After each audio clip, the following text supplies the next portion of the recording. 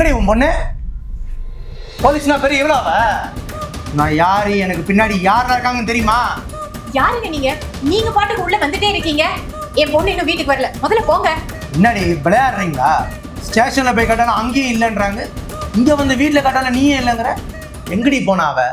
என்ன boy friend லவ்வர்னு ஊசுத்த கிளம்பிட்டாளா? எந்த கர்மாந்தத்தையானாலும் பண்ணி தொலைங்க, எனக்கு எந்த பிரச்சனையும் இல்லை. என் பசங்க மட்டும் பஸ் ஸ்டாண்ட் ஒருத்தர பொட்டலம் போட்டு வித்துட்டு இருந்தாங்க. கொய்யால எங்களை எதுக்கடி வந்து நோன்றீங்க? இங்க பாருங்க, எது பேசுறதா இருந்தாலும் என் பொண்ணு வந்ததுக்கு அப்புறம் பேசுங்க. முதல்ல இங்க இருந்து போங்க. அப்படி இல்ல நான் சத்தம் போட்டு அக்கம் பக்கம் இருக்கிறவங்க எல்லாம் கூப்பிட்டுருவேன். என்னடி உன் பொண்ணு மாதிரி ரொம்ப திமிரா பேசுற? நான் நினைச்சேன்னா எனக்கு இருக்கிற ஆள் பலத்துக்கும் பண பலத்துக்கும் 1 மணி நேரத்துல உங்க 2 பேரும் இல்லாம பண்ண முடியும். பாக்குறியா?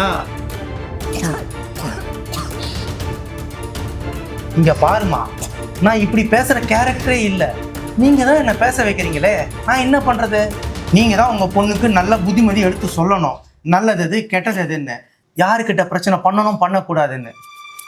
நீங்க எடுத்து சொல்லலைன்னா உன் பொண்ணு வீட்டுக்கு வர மாட்டா. அப்புறம் நீ மட்டும்தான் இவ்வளோ பெரிய வீட்டில் தனியா அனாதையா இருப்ப. சொல்றத சொல்லிட்டேன், யோசிச்சுக்கோ.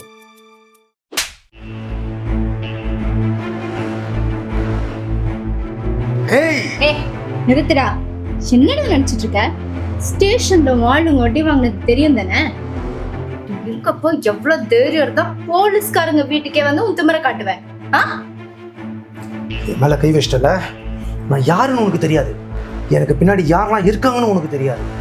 டேடே, இது முதல்ல உனக்கே தெரியாது. ஏன்னா அப்படி ஒருத்தன் இல்லவே இல்லை.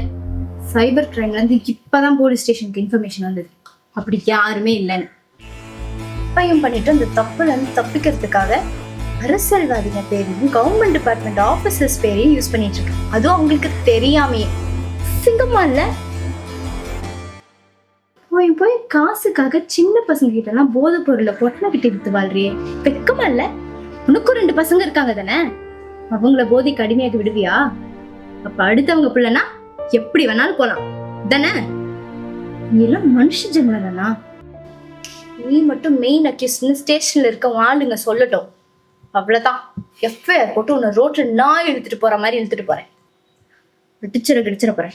பட